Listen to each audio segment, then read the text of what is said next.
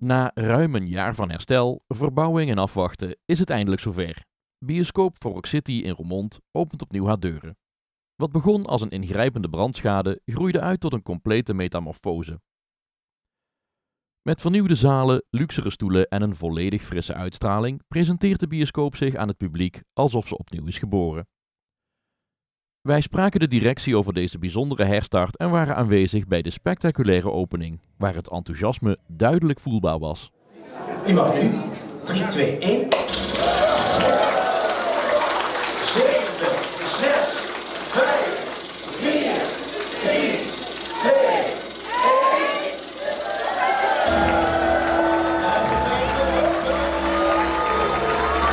1. Ik sta hier voor twee heel gelukkige mensen. Ja, dat klopt. We zijn heel erg opgelucht dat het eindelijk zover is dat de bioscoop in Roermond weer open gaat. Ja, want het heeft even geduurd, hè?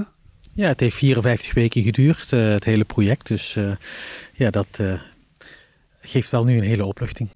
Het was een spannende tijd, maar ook qua bouwen is er nog veel veranderd. Heeft u veel aanpassingen kunnen doen?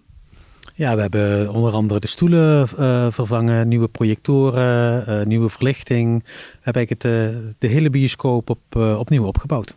Ja. En ik neem aan dat u voor de kleuren was. Ja, zeker. Ik ben van de kleuren. Ja. Nee, we hebben natuurlijk ook samen naar de styling gekeken. En Antoine is heel erg begaan met de techniek. Daar weet hij ook echt alles van. Dus dat is zijn ding. Ja. Ja, en nu het programma, hè? U gaat open. U begint wel gelijk met een knaller. Ja, we hebben Amsterdam 2 en Huub Stapel komt aanstaande zondag ook nog naar Rock City Roermond. We hebben eigenlijk voor iedereen wel iets. We hebben Wicked, we hebben volgende week ook Avatar. Dus ja, ik zou zeggen, kijk op het programma en er is voor iedereen iets te beleven. Ja, en u kunt tevreden kijken op de bouwen. Ja, we zijn heel tevreden met het resultaat wat nu neergezet is. Heeft u ook nog gekeken naar de bezoeker, wat voor wensen die had? Wij denken dat we met de nieuwe stoelen de nieuwe trend heel goed kunnen neerzetten, zodat we de komende jaren goed vooruit kunnen. En de programmering, hoe werkt dat? Het is misschien even een interessante vraag voor mensen thuis. Hoe werkt zo'n programmering nu? Je krijgt verschillende titels aangeboden. Dat krijgen eigenlijk alle bioscopen. En dan maak je een bepaalde selectie in en dat vertoon je in je bioscoop. En dat verdeeld over 7 zalen. 7 zalen, dat is best wel veel. Ja, daar kun je een heel breed programma van maken. Ik zou zeggen heel veel succes samen. En het wachten is beloond. Dankjewel, we kunnen het gebruiken.